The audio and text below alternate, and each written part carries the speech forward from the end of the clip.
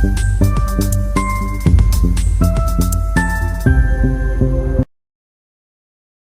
हम लोग समझ लेते हैं मार्केट किस हिसाब से बायर और सेलर को बिठाने की कोशिश किया है। यहाँ पर हम लोग कंप्लीट वॉलेटाइल से थोड़ा सा अपसाइड मोमेंटम देखने को मिल रहा है। पर खैर अगर 5 मिनट के दायरे में हम लोग यहाँ पर समझने की कोशिश करें, याद करो जो 5 हम लोग को जो 4-5% का गैप अप देखने को मिला था, उसके बाद मार्केट अब क्या किया, अपर साइड से रिट्रेसमेंट करके 0.6 का रिट्रेसमेंट कर दिया है।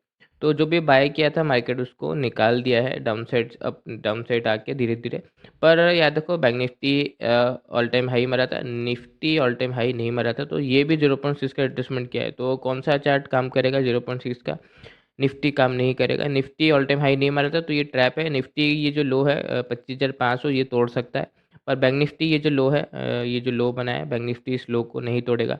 तो जो भी पोजिशनल बाइंग करता है और सेलर को भी थोड़ा सा ध्यान रखना है कि ये जो बैंक निफ्टी का जो लो है बहुत इंपॉर्टेंट है, क्योंकि इस लो के बेसिस पे ये न्यू ऑल टाइम हाई मारेगा या तो इसको तोड़ के फर्दर डाउनसाइड जाएगा।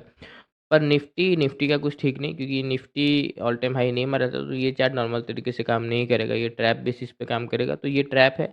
इसका ये जो भी हाई मतलब ये जो अपसाइड मोमेंटम किया है डायरेक्ट राउंड नंबर से, ये इसको वापस ब्रेक डाउन कर सकता है। पर ख़ैर अभी तो एक चीज़ तो है, पर वो तो पोज़िशनल बेसिस पे है और वो ट्रेंड के बेसिस पे है, पर हम लोग तो इंट्राडे में काम करेंगे। तो इंट्राडे के लिए समझ लेते हैं। देखो मार्केट सिंपल सा बात है, यहाँ पर जो बाइंग किया उसको रिट्रेसमेंट करके निकाल दिया है, उसके बाद अच्छा मोमेंटम किया है।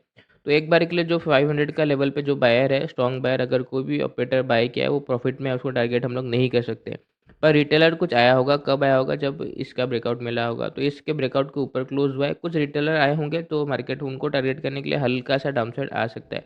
हल्का सा डाउनसाइड आने के बाद जाके ऊपर अपसाइड का मोमेंटम मार्केट कर सकता है। निफ्टी में भी वही चीज़ है।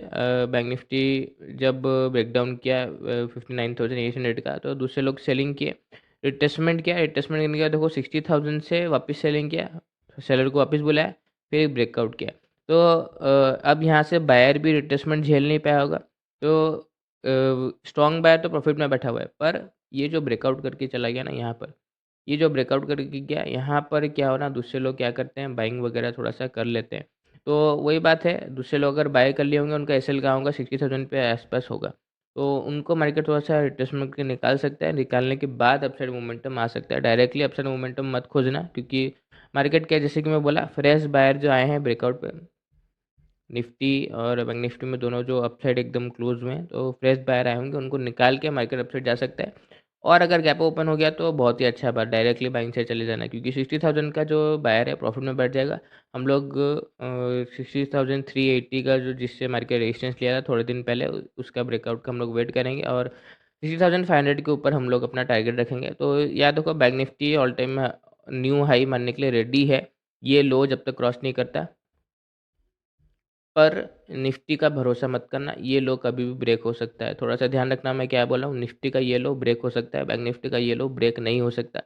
पर गैप डाउन ओपन हुआ, उसके बाद कंटिन्यूशन में नेगेटिव मूवमेंट आया, तो ये बहुत आसानी से ब्रेक कर देगा। मार्केट में हर चीज़ ऐसे नहीं कि जो मैं बोल दिया वही होगा, थोड़ा सा ध्यान रखना। गैप ओपन हुआ, आराम से बाइंग कर सकते हैं। फ्लैट में थोड़ा सा ध्यान रखना, बड़ा गैप डाउन हुआ तो नेगेटिव मोमेंटम आ सकता है। ये लो जब तक ब्रेक डाउन नहीं होगा तब तक हम लोग बिल्कुल भी सेलिंग साइड नहीं जाएंगे। उसके पहले जितना हो सके बैंक साइड रहने का कोशिश करना। ऑन द स्पॉट या तो कोई सिचुएशन थोड़ा सा चेंज हो सकता है। फोमो वगैरह में ट्रेड मत बना लेना। धन्यवाद।